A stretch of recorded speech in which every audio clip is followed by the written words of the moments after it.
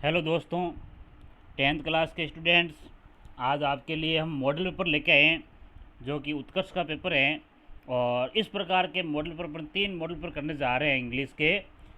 और ये तैयार कर लिए तो आपको एग्ज़ाम में किसी प्रकार की परेशानी नहीं होगी। आप आज अपन इस पेपर को फर्स्ट क्वेश्चन से लास्ट क्वेश्चन तक एक बार आपको बताया जाएगा कि किस प्रकार से पेपर सॉल्व करना है और क्या करना है पेपर में।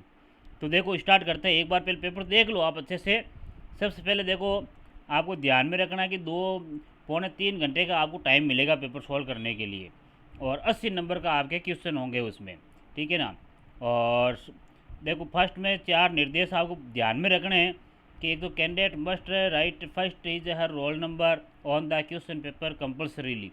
यानी जब बोर्ड एग्ज़ाम पेपर में आपको आता है तो वहाँ पर सबसे पहले आप क्वेश्चन पेपर के ऊपर भी आपको अपने रोल नंबर लिखने हैं, ठीक है। All the question are compulsory, यानी सारे क्वेश्चन आपको करने हैं। और write the answer to each question in the given answer book only, यानी क्वेश्चन पेपर में कुछ नहीं लिखना है बल्कि आंसर पूरे पूरे आपको अपनी नोटबुक में लिखना है, आंसर शीट में, ठीक है। For question having more than one part the answer to those parts are to be written together in continuity. कहने का मतलब क्या है कि यानी प्रत्येक क्वेश्चन में अगर उनके पार्ट होते हैं अलग अलग, तो उसमें पार्ट का नाम ज़रूर लिखना है कि इस पार्ट का ये है, इस पार्ट का ये है ना। यानी 1 नंबर क्वेश्चन है, उसके 4 ऑप्शन आ रहे हैं अलग अलग, तो चारों क्वेश्चन के पार्ट अलग अलग लिखने हैं, ठीक है। तो इस प्रकार से पेपर सॉल्व करने का तरीका भी अपन को आना चाहिए। तो देखो, पहले आपको पेपर बता देता हूँ एक बार मैं स्क्रीन पर कि ये उत्कर्ष का पेपर है, मॉडल पेपर। बहुत ही अच्छा पेपर है ये। पहले स्टार्टिंग में पहला क्वेश्चन आता है पैसेज का। क्या आता है? पैसेज का। और पैसेज में देखो 1 2 3 और 4 क्वेश्चन, 5 क्वेश्चन आपके पैसेज में आए हुए हैं। और पाँचों ही क्वेश्चन ऑब्जेक्टिव के हैं। किस प्रकार के हैं? ऑब्जेक्टिव के, यानी क्वेश्चन को पढ़ना है पहले और उसका राइट आंसर जो होगा, करेक्ट आंसर, वो आपको ABCD में है जो उसका उत्तर लिखना है, ठीक है। और ये पाँचों ही क्वेश्चन आपको पैसेज पढ़ करके पैसेज में से उत्तर देने। अभी ऐसे बताएंगे इसको, लेकिन एक बार पहले पेपर के ऊपर अपन नज़र डाल लेते हैं। फिर आगे देखो, दूसरे क्वेश्चन भी वापस पैसेज के आता है। और इसमें भी आपके देखो बड़ा पैसेज आया है। और इसमें आपको क्वेश्चन लिखने हैं छांट करके। उसमें तो ABCD वाले थे और उसमें 5 क्वेश्चन थे, ध्यान रखना। इसमें देखो 7 क्वेश्चन आए हुए हैं। यानी पहले 3 क्वेश्चन है जो 1 नंबर के हैं, जो कि आपको इन पैसे से छांट कर लिखने हैं, ठीक है। और फिर चौथा क्वेश्चन भी 1 नंबर का, यानी आपके देखो 4 क्वेश्चन जो है वो आपके 1 नंबर के आ गए हैं। फिर 5वां क्वेश्चन 2 नंबर का और 6वां क्वेश्चन 2 नंबर का। तो ये भी आपको ध्यान में रखना है। 6वां क्वेश्चन 7वां क्वेश्चन, ये 2 मार्क्स दिए गए हैं। और बाकी के 1 नंबर के, मतलब इनके क्वेश्चन नंबर नहीं दिए हैं ऊपर, तो ये हो सकता है इसकी गलती है, लेकिन अपन को ध्यान में रखना है। तो ये मतलब अपने आगे पैसेज से, यानी 7 क्वेश्चन ये पैसेज के हैं, ठीक है। अब देखो इसमें एक तो 7वां क्वेश्चन को ध्यान में रखना है। 7वां क्वेश्चन में देखो, explain clearly why the writer says being beaten by A Ratle snake was not an unusual occurrence for the family. Unusual इस प्रकार अर्थ के संबंधित एक्सप्लेन करनी बात होती है। एक इसमें आपके सेम मीनिंग पूछी है, वेरी वेल की, इस प्रकार के क्वेश्चन आते हैं। पहले क्वेश्चन अच्छी तरह से पढ़ना है आपको कि क्या आंसर आ रहा है क्या नहीं आ रहा है। तो ये पैसेज के क्वेश्चन है। देखो पैसेज के क्वेश्चन 5 तो पहले पैसेज गए जिसमें ऑब्जेक्टिव थे, यानी ABCD भरने हैं केवल। क्वेश्चन का ध्यान रखना है, पैसेज 1 नंबर लगाकर उसका पहला ऑप्शन लगाकर उत्तर लगाना है, ठीक है। फिर देखो दूसरे पैसेज में सीधे डायरेक्ट आंसर का नंबर लगाना है, पैसेज 2 लिख करके फिर 1 से 7 तक अपने आंसर देने हैं। 2 नंबर के जो आंसर हैं उनके थोड़े आंसर बड़े भी लिखने हैं आपको, ठीक है ना। 1 नंबर के थोड़े छोटे लिखने हैं और बड़े के जो बड़े लिखने हैं। मीनिंग वाला आता है, जैसे देखो what is the meaning of dimly, ये जैसे दे रखा है, तो इसमें केवल मीनिंग का अर्थ ही बताना होता है, नई स्पेलिंग उस पैसे से ढूंढ कर लिखनी होती है। तो ऐसे क्वेश्चनों में केवल एक वर्ड में आंसर होता है, वो भी ध्यान में रखना है। फिर देखो ग्रामर का पोर्शन आता है। तीसरा क्वेश्चन जो कि आपके करेक्ट फॉर्म का आता है। देखो ध्यान रखो, करेक्ट फॉर्म में 3 में 1 2 और 3 फिर 4 क्वेश्चन करेक्ट फॉर्म के आ रहे हैं, 1 नंबर के हैं। इसमें आपके फिलिंग द ब्लैंक्स में देखो क्वेश्चन जैसे दे रही है सीम वर्ब, इसकी आपको वर्ब इसमें भरनी होती है। ठीक है, तो ये ध्यान में रखना है कि भाई सेम जो वर्ब दे रखी है इसका अपन को खाली जगह में एबीसीडी में से चूज करके लिखनी है। करेक्ट फॉर्म टेंस वाला है, तो ये चारों इसी प्रकार प्रश्न है, यानी चारों में अपन को जो ये ऑप्शंस ढूंढने हैं और करेक्ट फॉर्म कोष्टक की जो वर्ब सही है वो भरनी होती है। ये 4 नंबर के आपके टेंस संबंधी करेक्ट फॉर्म भरने वाले होते हैं। फिर चौथा क्वेश्चन आता है इनडायरेक्ट स्पीच। नाम याद रखना, इनडायरेक्ट स्पीच 2 नंबर का क्वेश्चन है और इनडायरेक्ट स्पीच में ध्यान रखना है I said to you, Kishan said, who are you, इस प्रकार के क्वेश्चन आते हैं, तो इनको डायरेक्ट से इनडायरेक्ट में अपन चेंज करते हैं। ठीक है, आपको नियम याद ही है वैसे, वो ये इन्वर्टेड कोमा हटाना वगैरह वो नियम इसमें लागू होते हैं। ठीक है, ये भी आपके 2 आ गए, चौथे के 2 हो गए ए और बी, तो ए और बी का आंसर देना है। फिर 5वां क्वेश्चन देखो, combine the following pairs of sentence. 5वां क्वेश्चन 2 नंबर का है और इसमें आपको ये जो कोष्ट दे रखे विच और वेयर, ये दोनों जोड़ करके सेंटेंस वापस लिखना है, यानी रिलेटिव क्लोज वाले हैं। यानी जैसे विच आ गया तो क्या चीज़ हटाओगे, ठीक है, विच है जो इट के वस्तु के लिए तो इट हटाएंगे, वेयर के लिए स्थान हटा देता देर हटा देंगे और बीच में जोड़ देंगे। यानी जहाँ पर ये कोमा लगी हुई नहीं या फुल स्टॉप आती है, दोनों सेंटेंस बीच में है जो ये वर्ड जोड़ करके अपन को सेंटेंस वापस लिखना पड़ता है। ये ध्यान में रखना है 5वें क्वेश्चन में। ठीक है, 6वां क्वेश्चन पैसिव वॉइस का है, change the following sentence into passive voice. याद रखना, नाम दिया हुआ पैसिव वॉइस, तो ये पैसिव वॉइस का है, यानी आपको सब्जेक्ट ऑब्जेक्ट वाला नियम लिखा गया है, वे सब्जेक्ट को ऑब्जेक्ट जगह, ऑब्जेक्ट सब्जेक्ट जगह पर, वो नियम वाले इसमें काम आते हैं। इसमें भी 2 क्वेश्चन हैं और 2 नंबर के हैं, तो याद रखना क्वेश्चन नंबर और आंसर सही लगाना है। फिर देखो 7वां question, frame question to get the following answer. 1 number का यार एक ही क्वेश्चन, हाउ मैनी दिया हुआ है, इसके आगे आपको जो नीचे आंसर दे रखा है उसका आंसर का है जो आपको फ्रेमिंग क्वेश्चन बनाना होता है, तो सीधा सीधा ये है ना। अब इसमें देखो हाउ मैनी, हालांकि इसने उत्कर्ष वाले ने भी आपके ये क्वेश्चन दे नहीं रखा है कि इसका आंसर किस आंसर का क्वेश्चन बनाना है। There are is pencil aren't there, ये इसमें आंसर शामिल दे दिया इसने, एड क्वेश्चन वाला इसमें 8वें के अंतर्गत।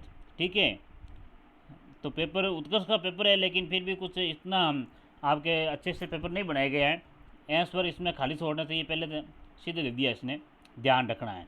ठीक है, फिर देखो आगे आपके आई है 90 क्वेश्चन में आपके कंजक्शन है, क्या है कंजक्शन। ठीक है, हालांकि देखो इसने क्वेश्चन लिखा change the following sentence to passive है, जैसे नाम लिख दिया पैसिव वाला ही, वो जो गलत है। नीचे क्वेश्चन दे रहे के सारे कंजक्शन के हैं, सो दैट यानी सो बढ़ना है, देट बढ़ना है, जो भी है ना, सो दिया हुआ है, so well, that you would, so तो दिया हुआ है, देट बढ़ना है।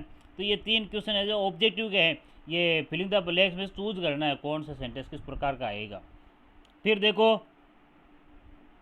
10वां क्वेश्चन, 10वां, 11वां, 12वां, 13वां, 14वां, ये 4 जो 5 क्वेश्चन आ रखे हैं, ये 5 क्वेश्चन आपकी किताबों से हैं, यानी पीछे किताब पाठ का नाम दे रखा द 100 ड्रेसेस से पहला क्वेश्चन आ रखा है कि भाई व्हाट डिड मिस्टर पेट्रॉन्स की लेटर से, है ना, तो किस प्रकार से मिस्टर जो पेट्रॉन्स की का लेटर है वो उसने भाई लेटर क्या कहा था, क्या बात आई थी उसके बारे में, है ना। तो ये क्वेश्चन समझ रहे हैं कि भाई किस प्रकार से कौन सा क्वेश्चन आंसर देना है। तो 10 से लेकर 14 तक आपको बुक वाले जो क्वेश्चन आंसर हैं उन्हीं में से है, पाठों का नाम देखना अच्छे से और ये प्रश्न क्या कह रहा है उसके आधार पर उसका आंसर देना है। ठीक है, फिर देखो क्वेश्चन नंबर सही लगाना है। 15वां क्वेश्चन क्या कह रहा है, 15 क्वेश्चन देखो 4 क्वेश्चन दे रखे हैं, एक नंबर के हैं और ऊपर एक पैसेज आया हुआ आएगा, क्या आएगा, read the passage given below and answer the question. Passage इसमें नहीं दिया है, यानी इसने डायरेक्ट क्वेश्चन दिए हैं, तो ये ध्यान रखना है, पैसेज में से पढ़कर ये क्वेश्चन छांटने होते हैं। 16वां क्वेश्चन है वो भी आपके पैसेज का ही है, गिवन द पैसेज 2 क्वेश्चन दे रखे हैं 2-2 नंबर के और उसमें से छांट कर लिखने हैं, यानी ये पेपर आपको समझाने के लिए है कि भाई किस प्रकार के क्वेश्चन आएंगे। 17वां क्वेश्चन दे रखो आपके पोइम का दे रखा है, ठीक है, और इसी में से आपको 2-2 नंबर के 2 क्वेश्चन दे रखे हैं, वो छांट करके इसमें से लिखने हैं, यानी पोइम का स्टैंडर्ड दे रखा है और इसमें से इसको लिखना है। ठीक है, फिर 18वां क्वेश्चन और देखो पोइम का स्टैंडर्ड आ रखा है, 2 क्वेश्चन और छांट करके इसके लिखने हैं, यानी पैसेज खूब सारे आ रखे हैं, 2-2 नंबर के क्वेश्चन है, ध्यान से छांट कर लिखने हैं। यानी 18 में जैसे ए और बी है तो ए और बी अलग अलग लगा करके इस पोएम से आंसर छांट के लिखने हैं। फिर देखो सेक्शन सी आ गया, यानी सेक्शन सी में देखो बड़े क्वेश्चन आए हैं लेटर वाला, जैसे ए लेटर टू गॉड और Nelson Mandela long walk to freedom. इन दोनों में से एक क्वेश्चन करना है भाई।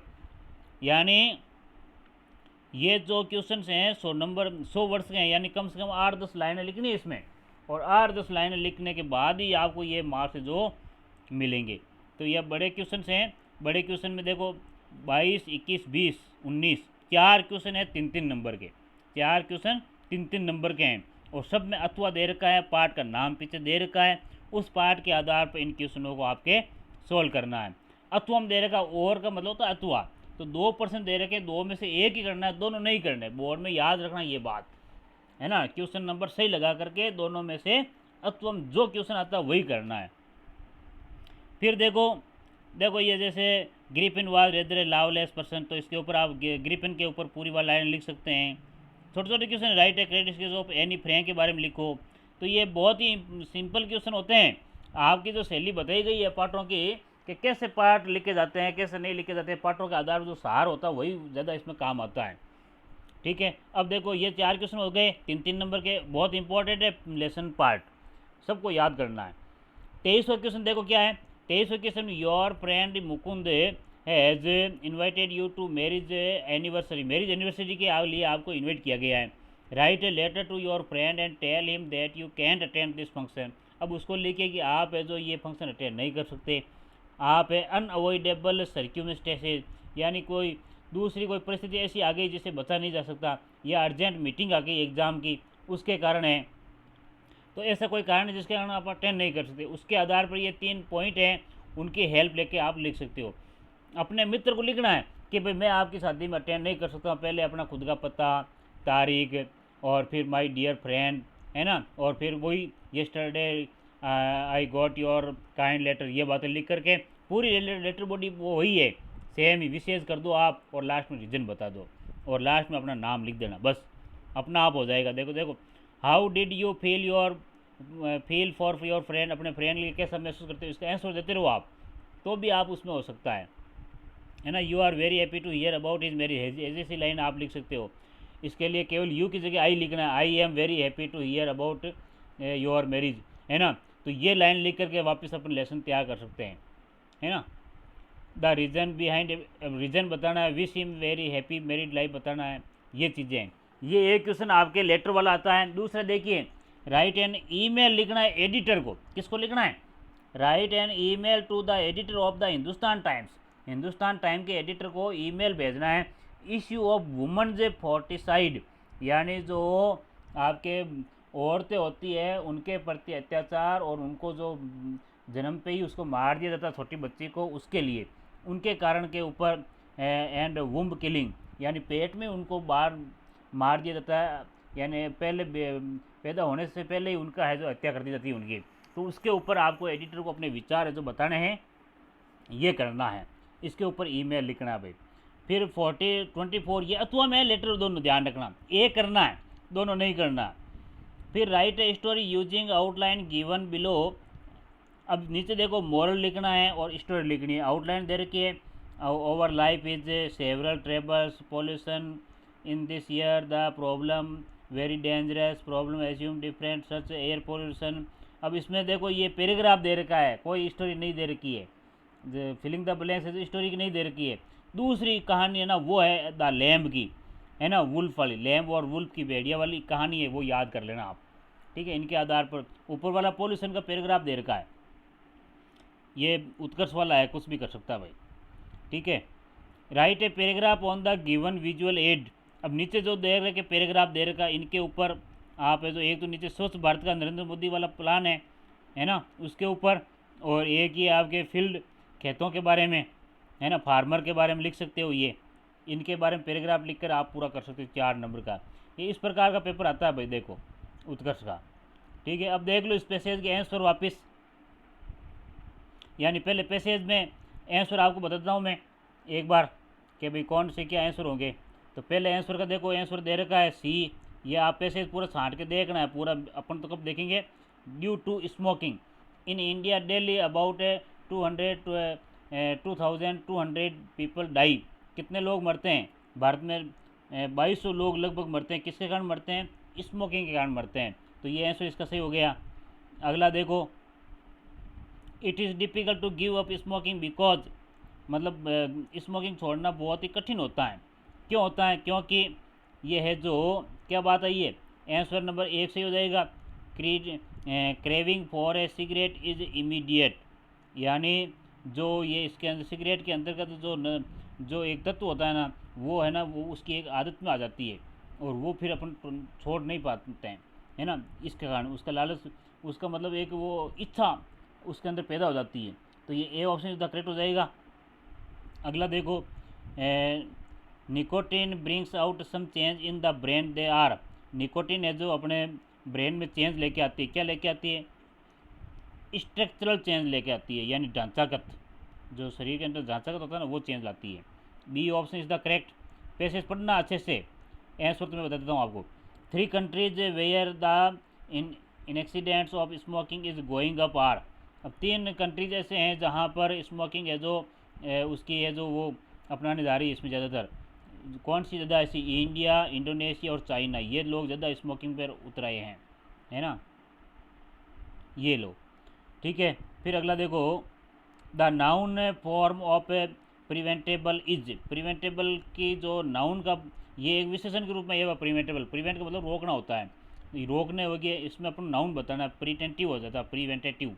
तो इसका आंसर क्या हो जाएगा? ए ऑप्शन इज द करेक्ट हो जाएगा। ठीक है, ये नाउन है, इसका एडजेक्टिव का नाउन है ये। ठीक है, ये ऐसे अपन को पहले ऑब्जेक्टिव वाले क्वेश्चन हो गए। दूसरे के देखो, अब दूसरे में डायरेक्ट आंसर बताए गए हैं, वो ध्यान से आप देख लेना। मैं यहाँ पे थोड़ी देर रोक देता हूँ, आप खुद भी रोक करके इसको देख सकते हैं आंसर। ठीक है, 1 मिनट के लिए रोक सकते हैं। तो ये ध्यान में वापस आंसर कहाँ पर ये पैसेज में है, जैसे कुछ तो मैं बताता हूँ। जैसे स्पेलिंग वाला देखो, एक तो डीमली का अर्थ यह है वेग्युअली, स्पष्ट रूप से, है ना, तो ये इसकी मीनिंग हो जाएगी। तो ये मतलब इसके पैसेज, दूसरे पैसेज के आंसर हो जाएंगे भाई। ठीक है, 7वें आंसर तक ये ऐसे हो जाएगा आपके, है ना। रोक करके आप इसको आराम से पढ़ सकते हो। फिर देखो आगे, करेक्ट फॉर्म के अंतर्गत फर्स्ट में सीम्स टुडे दे रखा है, लेकिन ये सीम जो वर्ब होती है प्रेजेंट कंटिन्यूस टेंस के लिए टुडे आता है, लेकिन सीम जो वर्ब है वो प्रेजेंट सिंपल टेंस में यूज़ होती है। तो C option is the correct हो जाएगा। और दूसरे में देखो, फॉर ए मंथ के लिए बात आई है, तो इसमें स्टे जो फॉर में वो रहते रह रहा, स्टेइंग नहीं आता है। तो ये प्रेजेंट परफेक्ट टेंस को बताता है। इसको किसको बताता है? हैज़ स्टेज आ जाएगा। क्या आ जाएगा? हैज़ स्टेड, यानी फॉर ए मंथ में हालांकि सिंस फॉर प्लस टाइम आता है, लेकिन ये प्रेजेंट परफेक्ट को भी बताता है। अगर यहाँ पे has been first form plus ING होता तो वो अपन सही करते, लेकिन यहाँ पे सीधा एक ही टेंस दे रखा है हैज़ वाला, इसलिए। अगला देखो, द स्ट्राइक फॉर 6 मंथ। अब इसमें अपन को मतलब 6 मंथ तक चली। अब यहाँ पे पास्ट टेंस को इंगित करता है, पास्ट सिंपल टेंस बताता है। हालांकि ये ऐसी कुछ करेक्ट फॉर्म ऐसी है, लेकिन यहाँ पे ये आ जाएगा सेकेंड फॉर्म। ठीक है, past perfect. The strike lasted for 6 month, यानी जो हड़ताल है वो 6 महीने तक चली, ऐसा वो ये सेंटेंस कह रहा है ना। अगला देखो, Kunal work when his father came in. अब देखो, उसके पिता जब अंदर आए ना, तब कुणाल क्या कर रहा था? काम कर रहा था। तो काम कंटिन्यू है, तो इसका मतलब पास्ट पर कंटिन्यूस टेंस आ जाएगा, was working. Kunal was working, ये आंसर हो जाएगा। ठीक है, अगला देखो, पैसिव ये इनडायरेक्ट स्पीच दे रखा है। I say to you get out from here, first form से दे रखा है, सीधा ही लिखना है। आई आस्क्ड यू और कंजक्शन टू जोड़ना है, और गेट आउट फ्रॉम ईयर की जगह दे रहा जाएगा। सीधे सीधे सरल ही है। हु आर यू का हु आई वाज हो जाएगा मी। किरण आस्क्ड कंजक्शन हुई है, किरण आस्क्ड मी। यू का अपन पता है, अपन मी मानते हैं, है ना, तो ये ऐसे हो जाएगा। दोनों सिंपल ही है, आराम से देख लो आंसर इसका। फिर देखो, विच कैसे जोड़ा हुआ है। He has found that watch which he lost. भाई यही बात बताई थी मैंने आपको, यहाँ पे विच जोड़ना ही है, और उसमें जो इट आया था वो हटा दिया। दूसरे में देखो, वो ये देर जो है वो हटा दिया, और यहाँ पे वेर जोड़ दिया। बस ये वापस है जैसे सेंटेंस लिखे जाते हैं, है ना। अगला देख लो, पैसिव वॉइस में देखो, they are expecting good news. तो पहले क्या आ जाएगा? पहले आ जाएगा गुड, गुड न्यूज़, और इज आर एम है तो इज आर एम को इज आर एम वापस रखते हैं और बीइंग लगा देते हैं। Is being expected by, they का देम हो गया, नहीं हो गया। फिर देखो has someone inform the police, तो हैव का हैज़ेव है, हैज़ समवन है ना, तो हैज़ेव वापस हैज़ेव में रहते हैं। हैज़ द पुलिस के अनुसार हैज़ आ गया, फिर द पुलिस, फिर बीन और इन्फॉर्म का इन्फॉर्म, और लास्ट में ये समवन वापस नहीं लिखते हैं अपन। आई बात समझ कुछ। अगला देखो फ्रेमिंग क्वेश्चन में, देखो अब उसने अपना आप ही क्वेश्चन बनाया हुआ आया है। They are 40 students in the class, ये क्वेश्चन था, ठीक है। तो यहाँ पे अपन ने किस प्रकार से ऊपर बना सकते हैं, तो यहाँ पे दे आर मैनी स्टूडेंट्स की, या 40 जो हटा देंगे अपन, how many students are in the class, अपन ऐसे इसको लिख सकते हैं।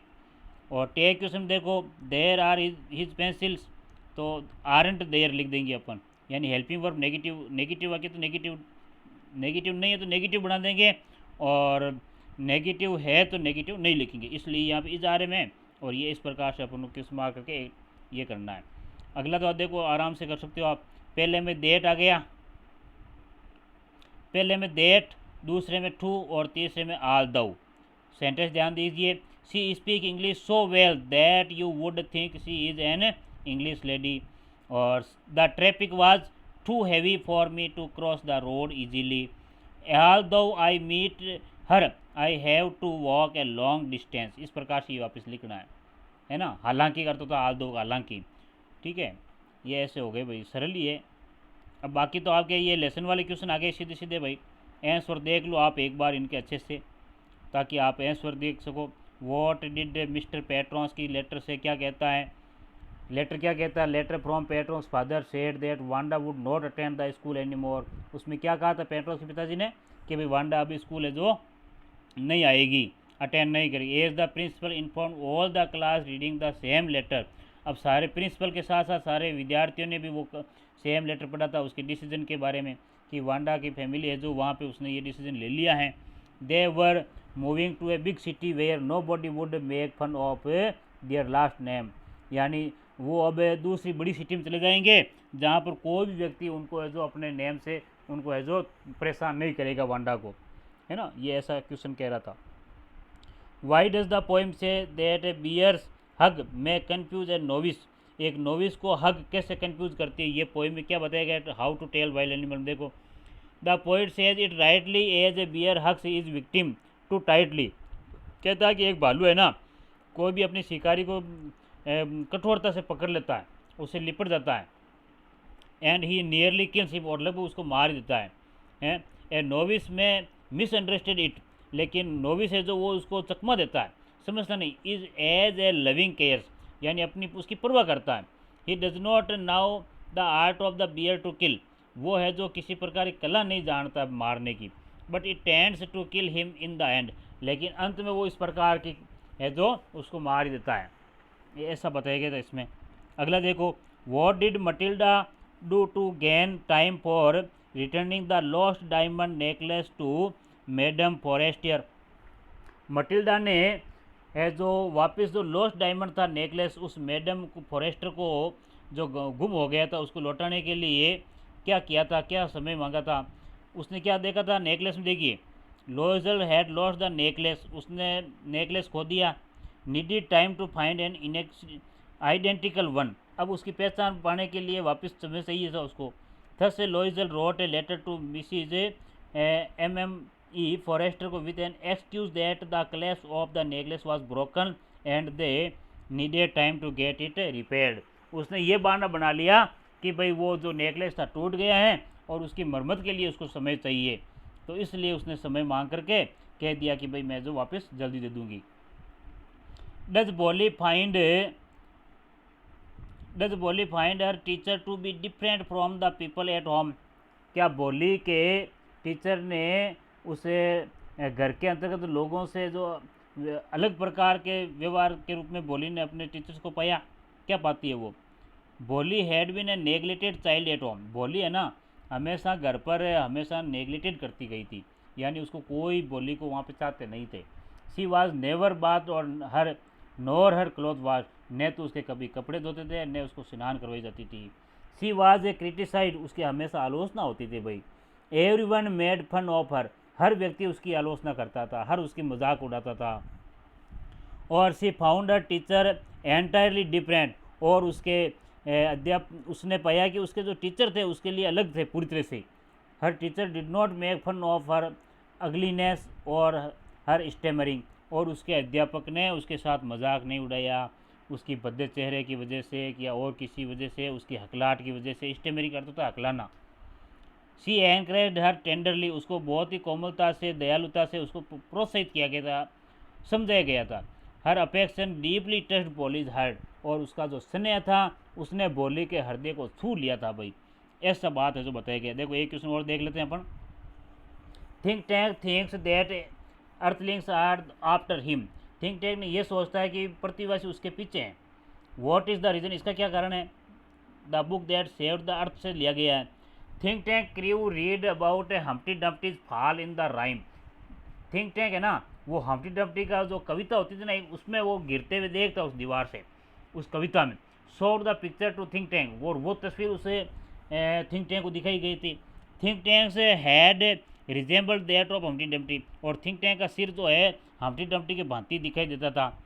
This make think tank feel that earthlings were planning to invade Mars and capture him, इसलिए थिंक टैंक महसूस करता है कि प्रतिवासी योजना बना रहे हैं मंगल ग्रह के ऊपर आक्रमण करने की और उसको पकड़ने की। ठीक है, अब देखो आगे पैसेज आगे हैं। ये पैसेज सीन पैसेज ही हैं, इसमें से छांट कर आंसर एक बार देख लो आप अच्छे से सबके, इनको समझने की जरूरत नहीं पड़ेगी आपको, उत्तर देख लो और एक एक लाइन के उत्तर याद कर लेना डायरेक्ट। अगले के भी देखो 2 क्वेश्चन दे रखे हैं, आराम से देख लो, है ना। फिर पोएम के भी देखो आप, छोटे छोटे क्वेश्चन हैं, आराम से याद कर सकते हो, है ना। 18वां क्वेश्चन देखो, इसके भी आंसर दे रखे हैं, छोटे छोटे क्वेश्चन आंसर हैं, आराम से इनको समझ सकते हो देख करके। ठीक है, और ये फिर बड़े देखो कितना बड़ा क्वेश्चन है, इस प्रकार का लिखना है भाई, इतना बड़ा आंसर करना है। ये बड़े क्वेश्चन है, आराम से इनके स्क्रीनशॉट लेकर के आप याद कर सकते हो। ठीक है, अगला प्रश्न देखो, स्क्रीन एक एक आपको धीरे धीरे ले रहा हूँ ताकि आप इनकी स्क्रीनशॉट लेके इनको लिख सकते हो, रोक सकते हो क्लास को। ठीक है, नेक्स्ट।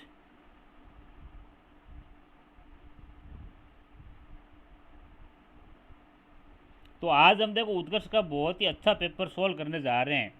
आराम से पूरे पेपर को देखिए, पूरा पूरा रिवीजन कोर्स है, इससे बाहर कुछ जाने वाला नहीं है। हालांकि आपको पहले ही बता दिया गया है, क्वेश्चन तो इसी प्रकार के आने वाले हैं, फिर भी आप आराम से देखो। Right A correct sketch of any frame का करेक्ट स्केच पूरे अच्छे से याद कर लेना। ये क्वेश्चन आए तो आराम से लिख सकते हो, स्क्रीनशॉट ले लो आप और याद कर लो, है ना। बड़े क्वेश्चन है, समझाने की आवश्यकता नहीं है इनको, आपको आराम से याद ही करने हैं, वैसे सब बताया हुआ है।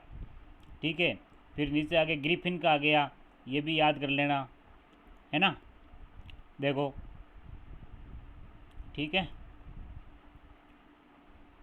फिर सेक्शन डी आ गया आपके आगे, जिसमें आपके पूरा लेटर लिखा हुआ है, स्क्रीनशॉट ले लो इसका, लेटर का पूरा पूरा इतना ही। देखो छोटा सा लेटर है, बिल्कुल छोटा, जैसे बताया गया पहले एड्रेस, शहर का नाम, यहाँ पे डेट, एक्सेस मार्क्स आई हुई ना, डेट लिखा देना, डियर फ्रेंड, और ये लाइन सीधी सीधी लाइन याद कर सकते हो, वैसे लिखी हुई है आपको, छोटा सा है ये। फिर देखो ये ईमेल इस प्रकार से लिखना है, पहले एड्रेस ईमेल का, फिर CC BCC खाली रखना है, सब्जेक्ट ऐसे लिखना है। ठीक है, और टेक्स्ट फिर सर लगा करके देखो सेम लेटर वाली बात आ जाएगी फिर आगे, है ना, ये बात उसमें लिखनी है। ये स्टोरी में पैराग्राफ देखो, ओवर लाइफ वाला ये आ गया पैराग्राफ, स्क्रीनशॉट आप इसको कर सकते हो। फिर ये वॉल फॉर लैम्प वाली स्टोरी आ गई नीचे, ये स्टोरी छोटी सी स्टोरी है, स्क्रीनशॉट लेके इसको याद कर सकते हो आप, पास्ट टेंस में लिखनी है इसको। और 25वां क्वेश्चन पैराग्राफ का है ना, 25वां क्वेश्चन तो आपके पैराग्राफ का है, तो पैराग्राफ को भी ध्यान में रखना। देखो पैराग्राफ बताता हूँ वापस में, ये रहा, एक तो क्लीनलेस ड्राइव,